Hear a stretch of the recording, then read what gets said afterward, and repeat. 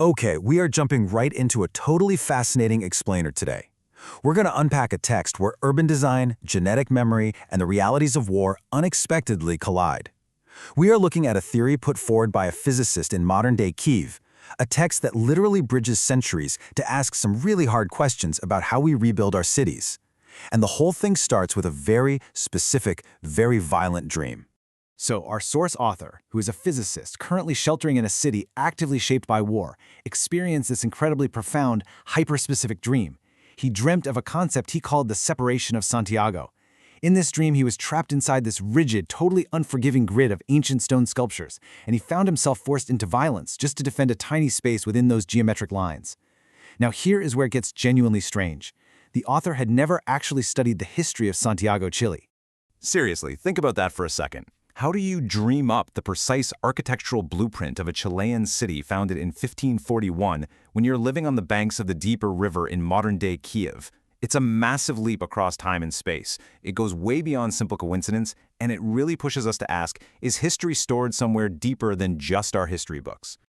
Well, to explain this, the author points straight to his own biology. Specifically, he talks about genetic memory and his haplogroup, R1bu152, which is basically his specific genetic population group. He notes that he's actually a direct descendant of the famous Swiss-Italian architect Domenico Trezzini. So the source proposes this mind-bending theory. What if historical algorithms, like the actual architectural survival tactics and spatial logic of our ancestors, are written directly into our biological cells? He's suggesting his bloodline literally carries an innate architectural style of survival, and that his subconscious just triggered it under the extreme stress of modern warfare. Now, here is why this is so compelling. The author's subconscious dream, it perfectly mirrors the actual brutal historical founding of Santiago, Chile by the Spanish conquistador Pedro de Valdivia. You see, when Valdivia arrived in 1541, he wasn't looking to build a collaborative, welcoming community. Actually, scratch that, he was actively engineering a fortress. And the spatial logic he used perfectly matched that rigid, unforgiving geometry our author felt in his dream. Let's break down exactly what Valdivia did here, because the source calls this the DNA of the original sin of urban planning. First, Valdivia seized the high ground, Santa Lucia Hill, for absolute total surveillance. Then he imposed a super strict grid, known as the Italian Damero, to ensure his cannons and cavalry had perfectly clear lines of sight. And crucially, he used the local Mapocho River not as a water source to gather around, but as a barrier. Valdivia essentially engineered an island fortress. He established an invisible Berlin Wall, separating his civilized elite on the inside from what he saw as the hostile periphery on the outside. So where did Valdivia get this hyper-rigid blueprint? It actually came straight out of the Renaissance concept of the città ideale, or the ideal city. You see, architects of that era understood that a perfect symmetrical grid wasn't just about looking pretty. It was a deliberate, calculated weapon of social control. Imposing perfect mathematical order on a natural landscape was a way to dominate it. It served as both a psychological and a physical weapon to permanently separate the civilized center from the disordered exterior. And the wild thing is, the tragic result of this 1541 military tactic is absolutely still visible today. On one side of modern Santiago, you have the Barrio Alto, the high ground. We're talking lush parks, massive municipal budgets, tons of space per person. Contrast that with the periphery on the other side, incredibly high density, concrete heat islands, and severely limited resources. The border between them, right at Plaza Italia, effectively acts as a socioeconomic checkpoint Charlie for the Andes. Was started as a literal military survival tactic, completely calcified into permanent social inequality. Because, and this is a key takeaway from the explainer, the source argues this separation isn't just some isolated event in Chile. It's more like an architectural virus, and it spreads rapidly across centuries. We literally see it jump from Valdivia's Santiago in 1541 straight into the work of the author's own ancestor, Domenico Trezzini, in 1703 St. Petersburg. And now it's heavily looming over the impending 2026 reconstruction of Kyiv. Which brings us to a really fascinating concept the source calls the Trezzini trap. When the author's ancestor Domenico Trezzini built St. Petersburg on the Neva River marshes for Peter the Great, he used that exact same Italian logic of segregation. He built this stunning stone European-style core, but deliberately left the other side of the river as a rough industrial buffer.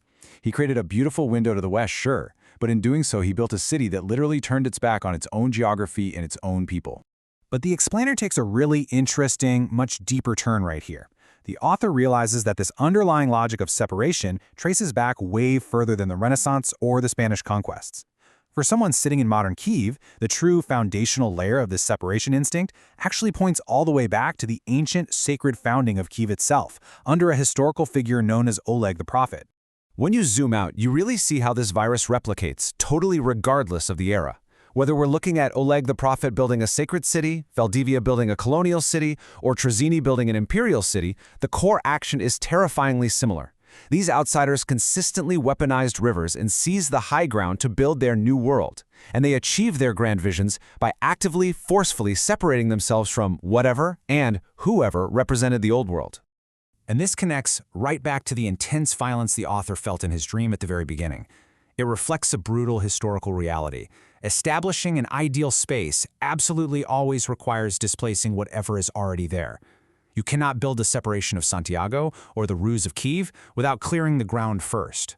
Order, historically speaking, is always imposed through force. Which brings us to the really urgent modern warning of this whole explainer. Today, the Dnieper River in Kyiv is acting as an essential military shield against external threats. Just like Santiago back in 1541, the natural geography is currently being utilized for pure survival and defense. But the author warns that the city is fast approaching a highly critical crossroads for its post-war future. And this is the absolute crux of the issue.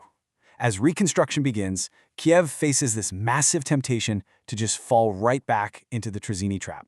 On one hand, the military reason dictates rebuilding the historic right bank into an elite European window of glass and stone, while basically ignoring the left bank and leaving it as a scarred industrial buffer. If that happens, the military survival tactics of wartime are going to tragically harden into the permanent social walls of peacetime. The alternative, though, is social integration, actively treating the river as a spine that supports and connects both sides equally.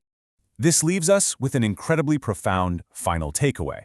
Legend has it that Oleg the Prophet tried to literally outrun a prophecy that his horse would kill him.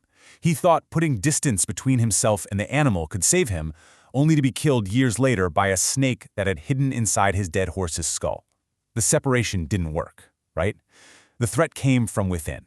So as we face the future of urban reconstruction, not just in Kyiv, but honestly in our own cities, we have to ask ourselves, are we going to break this genetic, historical cycle of separation and build actual functional bridges? Or will we fall back into the Trozzini trap and ultimately be consumed from within by the invisible walls we keep building? It's a fascinating question, and one that every single modern city planner should absolutely be thinking about.